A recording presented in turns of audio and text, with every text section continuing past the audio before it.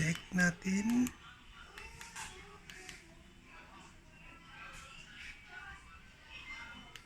Walang internet. Try again. Pero may internet naman. You know. Pero notice mo yung date January 1. Ibig sabihin mali yung ang BIOS. Since wala BIOS yung Android box, punta tayo settings. Change natin yung date.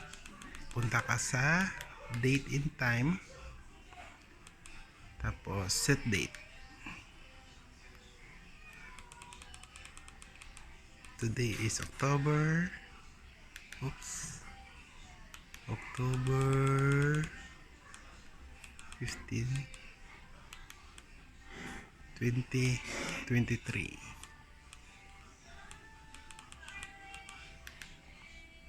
Tapos yung time.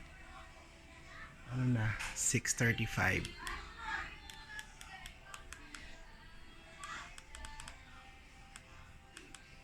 ng hapon. Back. Punta tayo sa YouTube. Tingnan natin kung may net.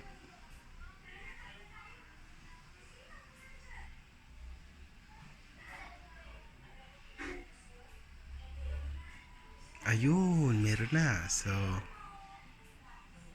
okay.